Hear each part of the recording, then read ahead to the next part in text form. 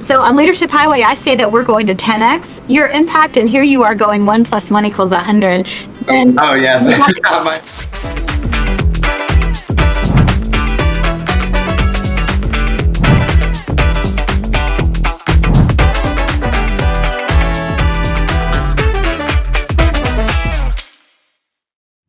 Welcome back to Leadership Highway. I'm Coach McCurdy.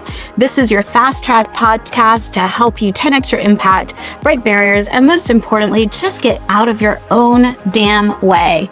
So on this road trip today, I'm trying to contain my excitement, but this is really tough. I am talking to one of my favorite humans to ever walk the planet. I've got Chris Geganto. Am I even saying it right, Chris? I always get your last name wrong. Okay, yeah, you got it. All right. So if you're lucky in life, you get the chance to run across people who really understand the importance of risk-taking, to listening to the context clues, to trusting your heart and your gut. And being willing to be really authentic about that. And I don't know anyone who does that better than Chris. So we can talk about his professional successes. He's climbed the corporate ladder not once, not twice, probably a couple times. But more importantly, today, what I want us to talk about on Leadership Highway is what it means to go off-roading with your life. What does it look like when your heart and soul are urging you to do something and then you actually listen? So, Chris, there are no rules today except we gotta wear a seatbelt. I'm buckling up, but let's chat for a minute, because your life has been seriously marked by big decisions that had a meaningful impact on the trajectory of your life, your family's life, the life of the people that you lead. So where should we start? Where do you want to start? Well, an easy one, Erica, is sort of the notion of stepping away, right? Like, so that's hard for people, and it's a process, right? So it doesn't matter how old you are, whether you're right out of college, whether you're in your 30s, your 40s, your 50s, doesn't matter. But the notion of stepping away is really hard for people because we get in these routines and things are kind of easy, right? But what we miss is the opportunity to see something and gain perspective of something new that could actually put your life in a different trajectory. And, multiple times that's happened. So, for example, when I was 19 in college, I was stuck on a major. So if you're listening to this and you don't know what you're majoring in college, hey, you know what? Step back and meet people and talk to people. And for me, I actually went kind of big. I hiked the Appalachian Trail. I was on the trail for 6 months, and the people I met were all a bunch of engineers, and they were really cool. And I said, you know what? That's what I want to be. I want to be just like them, because I never thought about engineering as a field. I never thought I was good in math, but it turns out I'm really good in math, and I'm really good at engineering. And I changed my whole trajectory just by stepping away and putting myself in an experience of the unknown, right? Something hard every day where you're working and you're not stagnant, but you're working towards something, a goal, a bigger goal. So let's talk about, at each of these, in my head, I'm thinking, okay, so if I want to do that, and I'm one of those kids whose parents said, you can study anything you want as long as it's business. So, I look back and think, wow, if I could have taken some time, I might have been doing museum curation or archaeology or veterinary medicine or something really different. But those options weren't there. So even back then, you took a path less traveled. How did you talk to people about that? Surely you got pressure from folks to do the normal, traditional thing. Absolutely. Oh my goodness. Like, I took myself out of college. And did your parents ground you after that? Well, clearly not. They were totally fine with it. But they were questioning it. And so it really comes down to 3 simple things. And these 3 things you're going to hear this theme over and over again.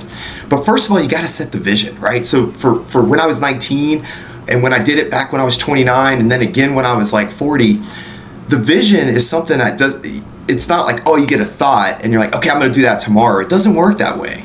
It's like anything in life, you got to have a strategy, right? And so my vision was, hey, I wanted to do something that was going to provide a lifestyle or something, a meaningful impact where I can actually have the kind of life that I've always envisioned, right? So I started thinking, well, what do I want my life to look like 10 years, 20 years, 30 years from now? And is the major I'm in or is what I'm focused in going to let me get there, right? So first of all, you start there.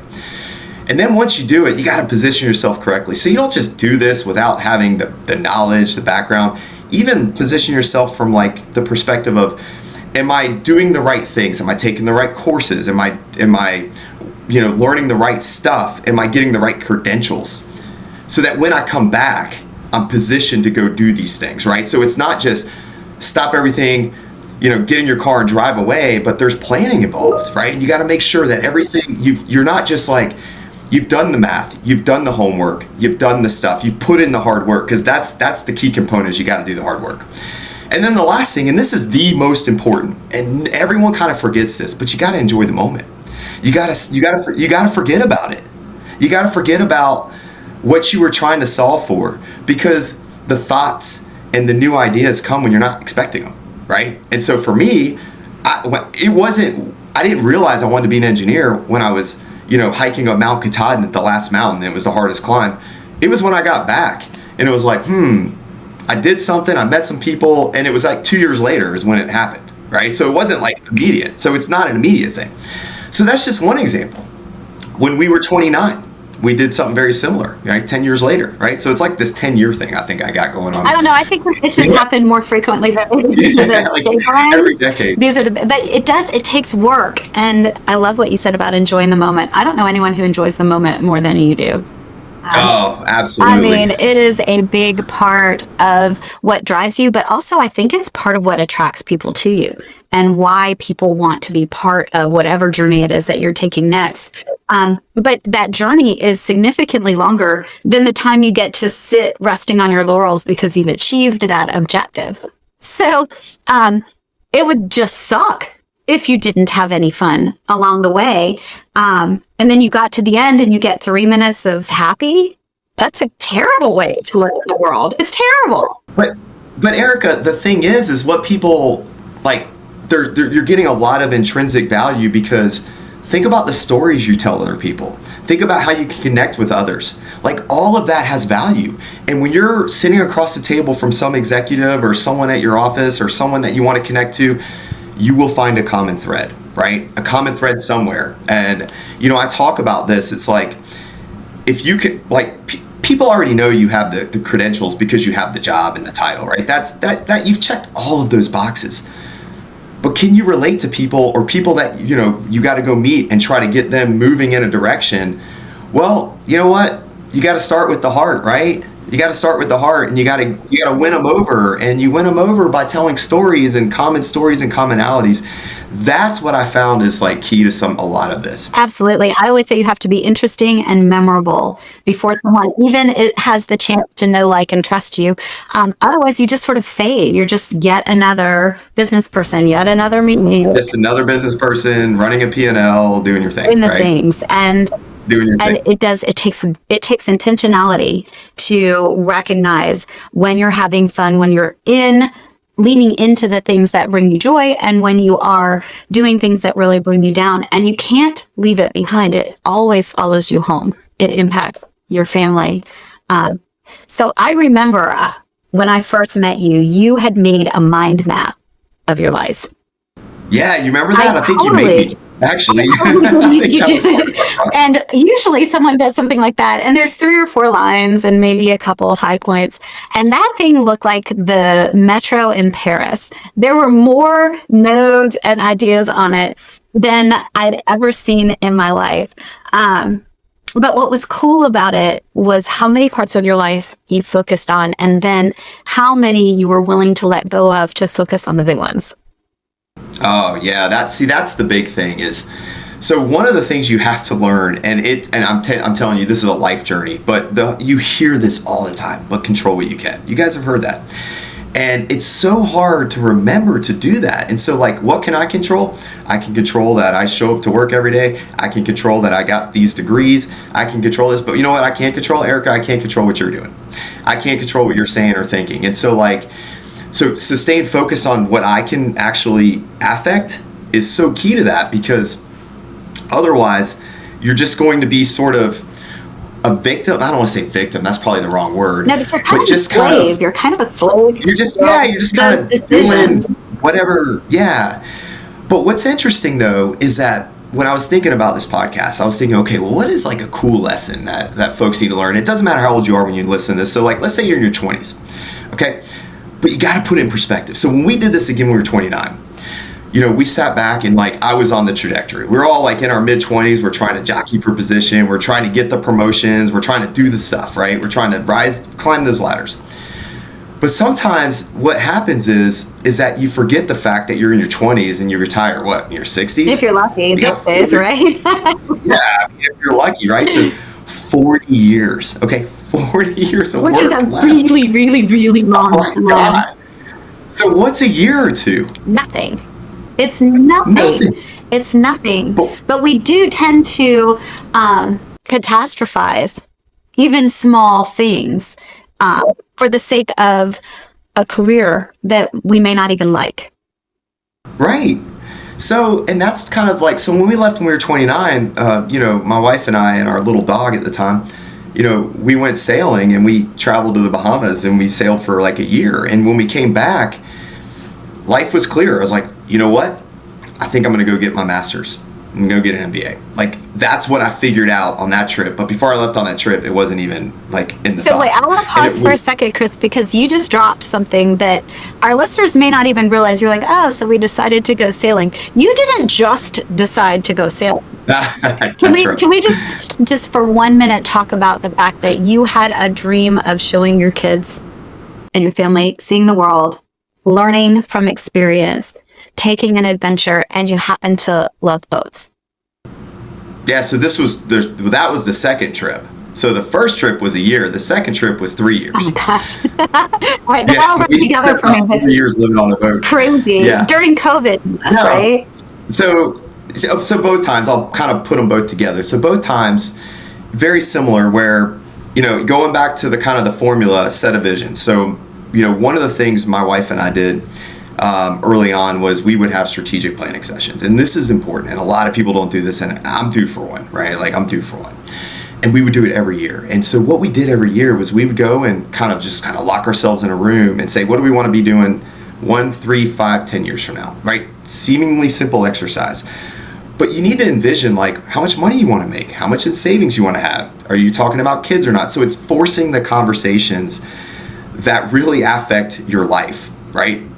And so when you write it all down and you put it on a wall and you look at that 10-year one, and I remember our 10-year one because I looked back at the papers after we got back, and it was literally almost 10 years to the day.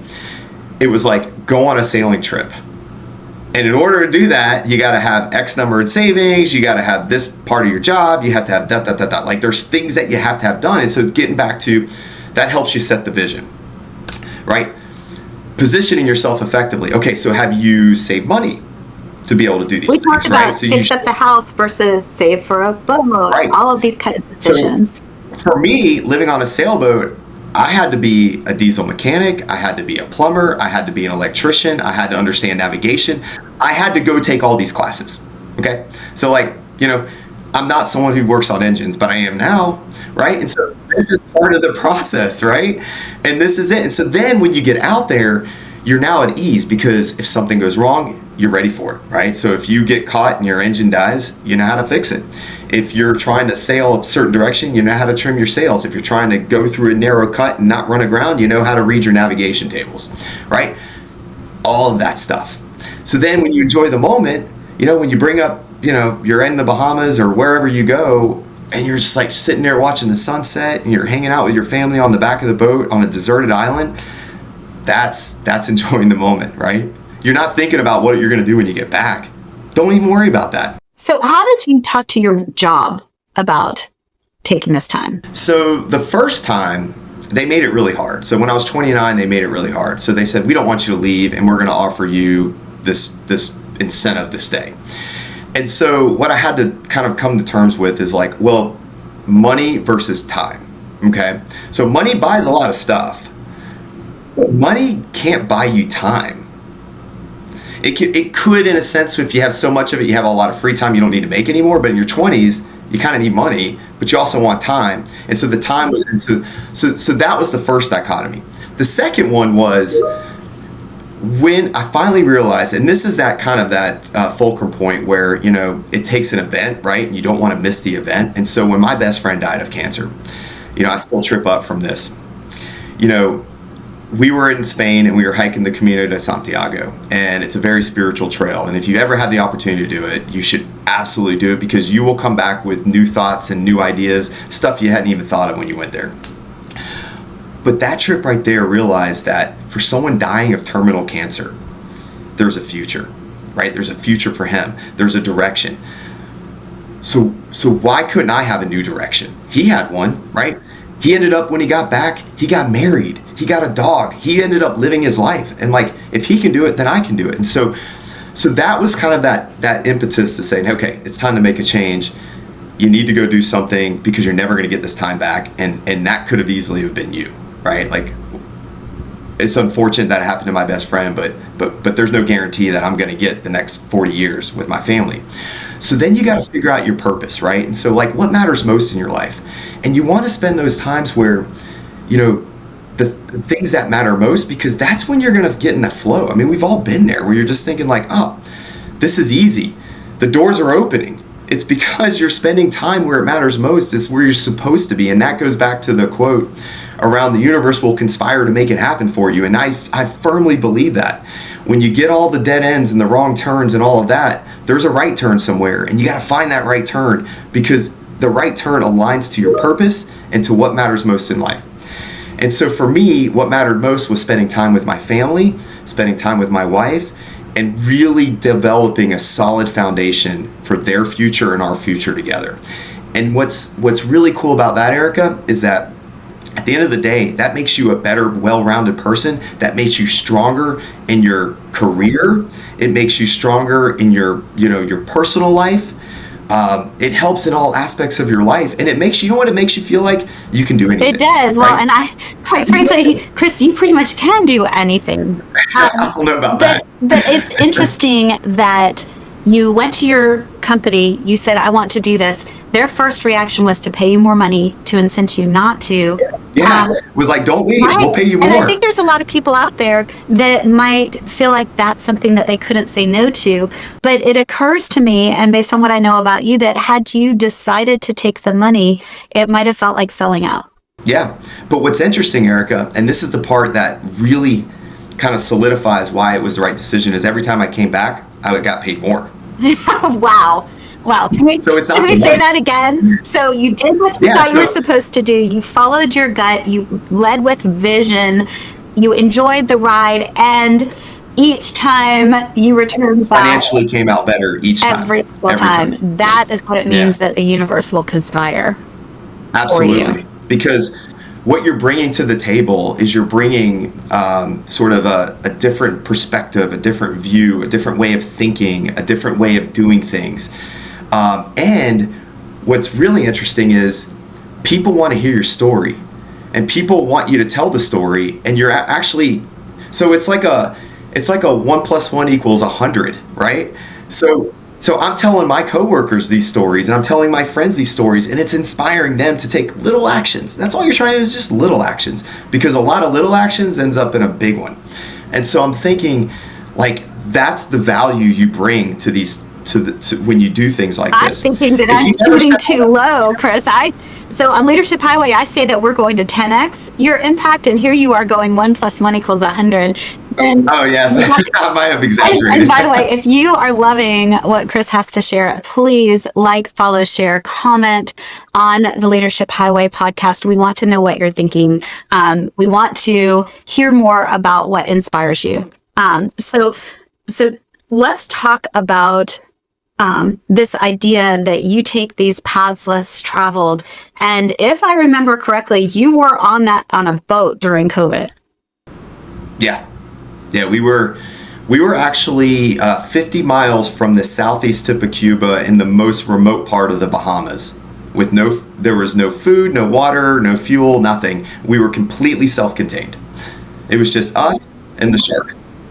and the world shut down. And we the only way we found out about the world shutting down is this boat from Cuba had sailed over to where we were and said, "Hey guys, there's this thing called COVID. You might want to get out of here." Wow. Wow. Wow. So when we talk about having to rely on what we know to be true about ourselves, how did you, I mean, I can't imagine that anybody wanted you to show up at their ports. I can't imagine that people were saying, yeah, show up, strangers, when we're in lockdown. I realize we're talking about following our dreams, but I have to know, what did you do? Oh, this is a really cool story, Erica. So again, everything happens for a reason. Doors open, paths are followed. So what COVID ended up doing for us is we hid out in an anchorage, away from all boats and the where no one would really go. Well, this one boat shows up. And it was just us and our buddy boat, and then this one boat shows up. And basically we go up to them, we're like, "Hey, are you guys cool?" Like, "Yeah, we're cool." And I'm like, somehow we got to talking, and they're like, "Hey, do you guys want some cookies?" And I'm like, "Well, I'd like chocolate chip. I'll trade you some lobster tails for some chocolate chip cookies." So I had these like giant lobsters. We had 50 lobsters in the freezer, like tons of them. Yeah. So we ended up trading. Well, guess what? Those people invited us to come to Charleston. And those people, we crossed the Gulf Stream with them. We ended up coming to Charleston, and we spent the summer of COVID in 2020 with them, and we never left. They're our best friends on the island. So that's what I'm telling you. Like, it all just kind of happens for a reason. That is the coolest thing. So let's talk about, so each time you come back, you think about you're doing something, you come back, you're more interesting, you've got clearer vision for yourself. I don't really want to talk too much about work, which is a little boring, but I am curious whether these experiences have impacted how you lead your teams. Yeah. So what it allows me to do is, again, going back to that lesson of control what you can. People are going to do what they're going to do. And so what you want to end up doing is just basically, you're basically just trying to influence decisions, essentially. I mean, that's all we really try to do, is influence people to do the right thing every day, to finish the projects, or to grow the revenue, or whatever it is you're trying to do. But in order to do that, again, I'll go back, it helps when you have the common thread. Oh, you like that? I like that too. Oh, tell me your story. I'll tell you my story. And so it's really, like, at the end of the day, Eric, it allows me to be more personable with the teams and my teams, so that we just can relate better. And think about a team that relates better to each other and understands each other and appreciates. That team is going to be a very effective team. And I mean, there's books on this, right? And like, I'm certainly not a book writer on team building, but at the end of the day, that approach allows you to be a lot more interesting with your teams. They have a whole greater respect for you, and you have it for them, because you're all listening to where they came from and how they think the way they think, because that's essentially what you're trying to figure out, in my mind. So that brings the cohesiveness. So when we first got on this, right before we hit record, so I want to readdress this. You talked a little bit about habits. Like, we've done a lot of study. There's a lot of research in the power of habit, and a lot of that has to do with recognizing what the universe is trying to shove in our face. And I know that there's a 2x4 somewhere that just, like, I have to get whacked in the back of the head sometimes for me to wake up and say, you do realize that 3 people have said no, 10 people have said no, now 100 people have said no, but somehow you still think you're supposed to say yes. Maybe if you turned this way, you'd see that guy saying yes. Right? You'd see the person saying yes. I think about that even with my own career. I was convinced I was supposed to be in the women's leadership space, and I was convinced I was going to save the world for all women. And it turns out that my practice is about 92% men. Why? Because the women didn't hire me.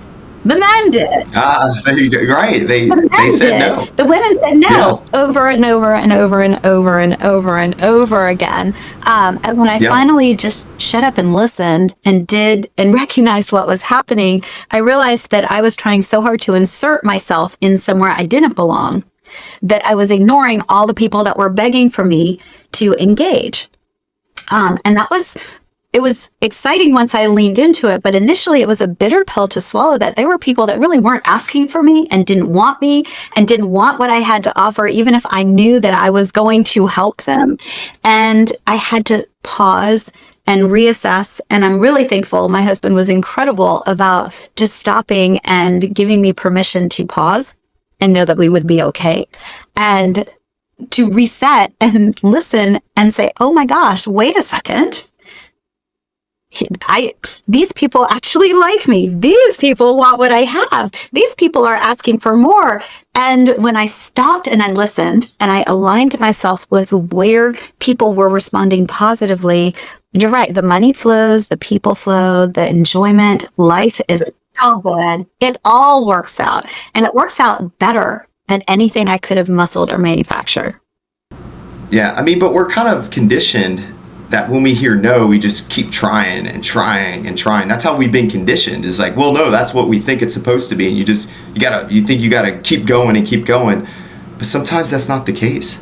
Sometimes you just have to step back. So Erica, it's funny, I'm working with, I have a mentee at the College of Charleston, right? It's this young girl, she's 21, really nice. And so she's like, hey, I need to figure out what I'm gonna major in. I'm like, all right, well, what do you like? Well, I like everything they had to offer. I'm like, okay, well, that's not going to work. You got to pick something, right? And I'm like, okay, well, I'm on a journey too to figure out what I want to do next. So why don't we do this? Why don't we just hold each other accountable? Okay, so let's do this. So the way all of this starts, and I'm telling you this, Erica, because I'm reestablishing the intentionality of some habits, okay? And a habit that I think benefits everyone if they can do this: journal for 5 minutes a day. Journal your gratitudes. Talk about what you're thankful for. Talk about the theme of yesterday, right? And the more you do it, the more you realize, like, okay, now every time you do it, you're kind of looking in here, and you're just saying, hey, what's in there? Let me see what's in there some more. Because it's not like you wake up and you look at the wall and you see this picture and that's what you're supposed to do. Again, you have to work for it, right? You got to talk to yourself. And talking to yourself isn't going on a walk, talking out to the sky. It's writing down your thoughts. And so we've been holding each other accountable to try to figure out what our next steps are in life and what we like the most. And it's really cool because I'll be writing stories around, hey, this is what I do with my family this weekend, and I love this part, right?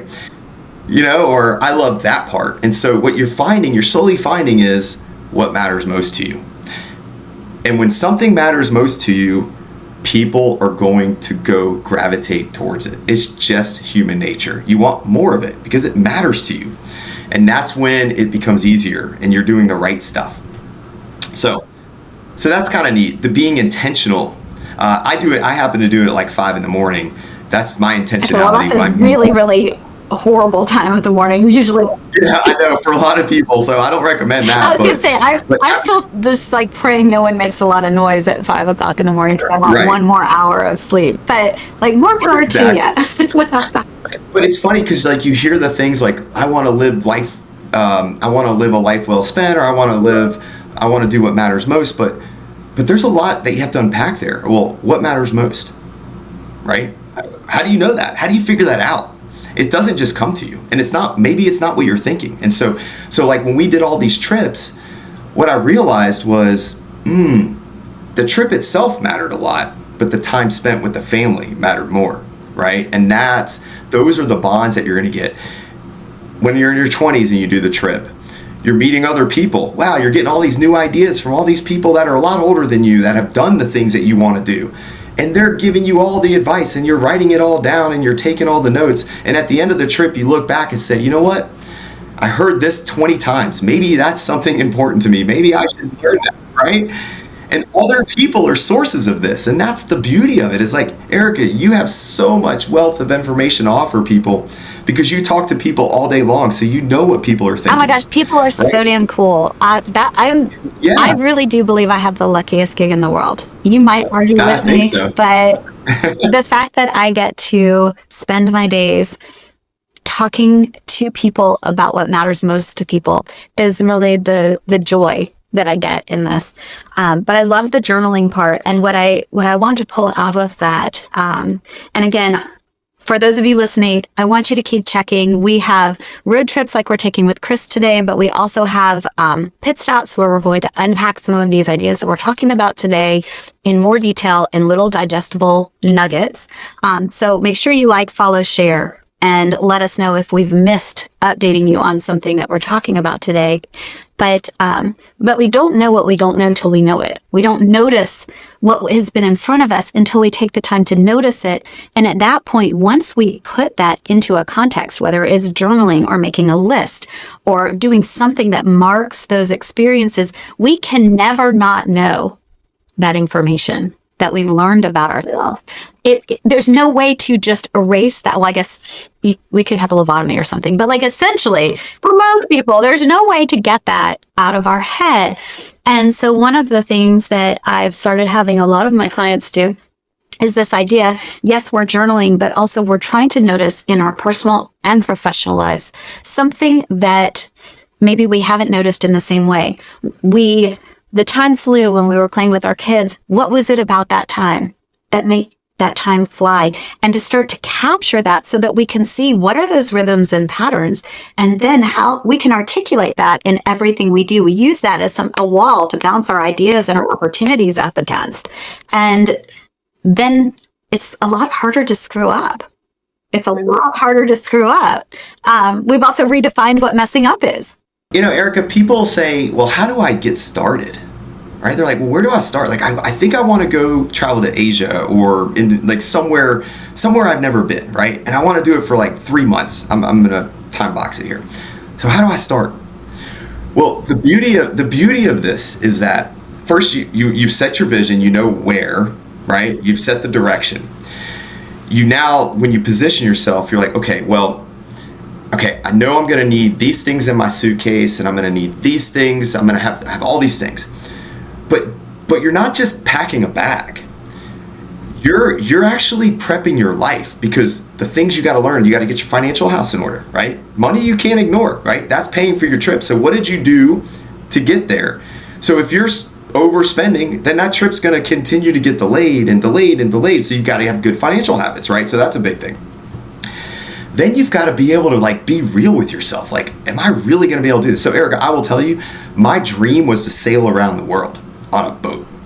Well, it only took one storm and 15-foot seas to realize like that's not me. Okay, like it only took one of those. And I think that is really important that we set the vision, but the vision itself has to be somewhat fluid. That sunk cost fallacy. At some point, if your vision doesn't actually work for you, it is okay, people, it is okay to modify the vision. You don't go face those 15-foot seas and, capsize the boat in the middle of the ocean and lose your whole family because somehow 10 years ago you decided that was the vision. So there is a balance in that. Yeah. So, okay, let's say you go to a country where they don't speak any English. So maybe your prep is you decide, like my personal goal is to learn another language and like be fluent in Spanish. So how do you do that? Well, you go to a Spanish-speaking country. So in this case, like for someone who wants to go to like a 3-month trip, maybe they need to learn the language, right? So that, again, you're prepping, right? And so all of these activities make you feel like you're making progress. And when you feel like you're making progress, when someone feels like they're making progress, guess what they're doing? I mean, this is physics, guys. They're gaining momentum. How hard is it to stop someone with a lot of momentum? I mean, you really have to, this person is like a freight train. You really have to push hard, because once you start doing these little steps, again, we're not taking big steps. We're taking little ones. Okay, get my financial house in order. Okay, what does that mean? I got to save X amount of dollars. Okay, how do I know that? Well, because here's my dream. Okay, and then all these little steps, you're never going to stop someone with that much momentum. They're going to do it. And so that's the key. And so just know that happens. And so when we got the momentum on the sailboat, there was no stopping us. I had already gotten a diesel mechanic school. Like I was held. You were definitely a go big or go home guy. Yeah, that one might have been. Yeah. So out of curiosity, I know that you're doing a lot of windsurfing these days. Kiteboarding. Yeah. I stand corrected. Kiteboarding. I just need to know. Tell me why. Why are we doing this? What does this have to do? Erica, yeah, my wife and the people I work with and everyone asks me that. So here's an interesting fact. So when you think about this is a really popular sport amongst CEOs, okay?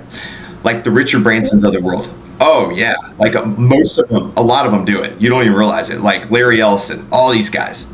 They all kiteboard. I mean, it's super cool to watch. I've watched it. Nobody wants to put me on there. There's not enough insurance in the world to protect me. But yeah, go ahead. So here's kind of why. All right, because people ask me, well, how do you go out there and like risk your life? Well, because it is true. I'm like nursing a broken rib right now, so I get it.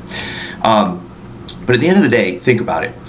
It's you and it's nature, and you're in it, and you don't control the world around you. So if there's waves, if there's wind, you don't control any of that.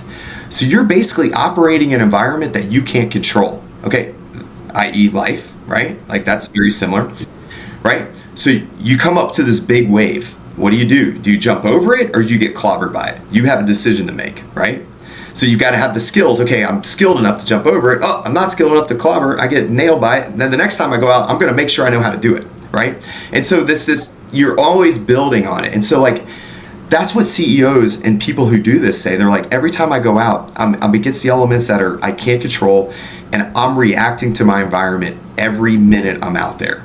And so for me, every time I go out there, it's a totally different experience. The waves might be bigger, they might be smaller, there might be more or less wind. And so you just adapt. And that skill of adapting is something that is really beneficial, and it translates nicely to your professional world. Right. It also sounds like not just adapting, but getting knocked down, getting back up, getting knocked down, coming up with another strategy, getting knocked down and saying, but we got further this time. You got a broken rib. You're taking it hard. And there's always something new to learn. Like that's the other beauty of this is like everything else, there's always that next new trick or that next jump or the whatever. Like you're always learning something new. So for me, the sport just fits nicely. It's just a nice sport. Thank you. Yeah. Plus, it's pretty cool. It's cool to watch. It's so cool to watch. It is really, really cool to watch. And if I remember correctly, you said you actually hit a few sharks too as you're doing it? Yeah. I'm at 4 this year. I was probably at a couple dozen last year.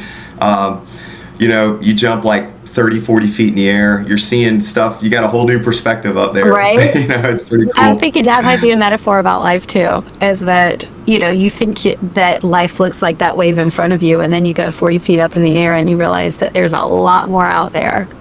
Yeah, you see the 10 waves behind it, and you're like, okay, now I got to get through those too. I love it. So tell me, if I were to ask you, what is the big idea you want listeners to take away from our conversation? What do you want them to know or think about differently? You just got to get yourself out there. You got to get yourself out there, because when you step somewhere where you've never stepped before, you're going to see something totally new. And that new thing you see will spark a new idea that may make a relation between that new idea and something that was an old idea to improve that. And so the whole idea is you just got to get yourself out there. And that happens to be the title of my book. Ooh, tell me about that. Getting yourself out there. Yeah. So if people want to know more about it, let's talk. Can we talk about that? And just tell me about the book, and also how, if people want to follow you, how do they do that? I'm sort of elusive, unfortunately. Oh, never mind. I didn't know if you had a blog or anything where people could find you. No. So I think it was like 2014. I met this author, and I said, "Hey, I got this really cool story." I was a sailor, right? And I wanted to tell all about the trip. And this author, he was nominated for the Pulitzer Prize or whatever. And he says, "Look, everyone reads sailing books, but you know what they don't read? They don't read books on, in your 20s, taking a pause and trying something new and just going for it, right?" And so the idea is if you're in your 20s, and you can apply this to whatever age you're at, but essentially just getting yourself out there, like going out there, doing everything we've talked about, aligning with your purpose, and saying, hey, when you do these things, other good things will follow because of all the experiences and all the people and all the connections and all the new perspectives and all of that. You're not going to get that staring at the same screen, right? You got to go find the new screens. And that's really what it's about. And, got to look at the new screens. That's amazing. So I suppose once this book is out, you're going to come back and we're going to talk now. Oh, it is out. It's on Amazon. Oh, it's on Amazon right now. Okay, I'm sorry. I thought we were still working on it. All right. No, it's not. All right, so guys, if you want a little bit of Chris in your life, then please go on Amazon, get the book, leave a review, He's a 5-star worthy guy, so let's make sure that everybody does that, please. I did not realize it was out, so I will be buying that as well. And well, it's one of those things, Erica. It's like everyone says, I want to write my next novel, right? And so, it's a goal, another thing. Like, again, set the vision. Okay, I want to write a book. How did the execution of that? I wrote it. I literally got up at 3 o'clock every morning and wrote from 3 to 5. I wrote 2,000 words a day until I hit 120,000 words. And then, but yeah, I mean, that's the discipline. So everything I'm telling you isn't just, I'm just going to leave tomorrow. It all is very calculated, and it has a lot of discipline to it. I love that. And those of you who've listened to some of my other podcasts, you've heard me say before that lots of people think they're a visionary. It's really easy to sit back and say, I think this would be a great idea. It is really hard to actually be a visionary. Most people are just lazy. They come up with a big idea. They assume someone else will do the work, but it takes a ton of work to turn a vision into a lifestyle and a reality. And I don't know anyone that works harder at it than you do, Chris. So we're about out of time, but I want to thank you, and I'm hoping that you'll come back on this podcast and we can talk some more about whatever the next crazy adventure is that you do. But for our audience today, thank you so much for taking this road trip with us. We are going to bring more people. Well, there's nobody really like Chris, but we will continue to bring you incredible people who are doing challenging and brave and exciting things with their lives. And so please follow, share. It's a shit show out there, guys, and it's going to be up to you to buckle up and figure out how to enjoy the ride. This is Coach McCurdy with Leadership Highlight. Thank you so much for joining us today.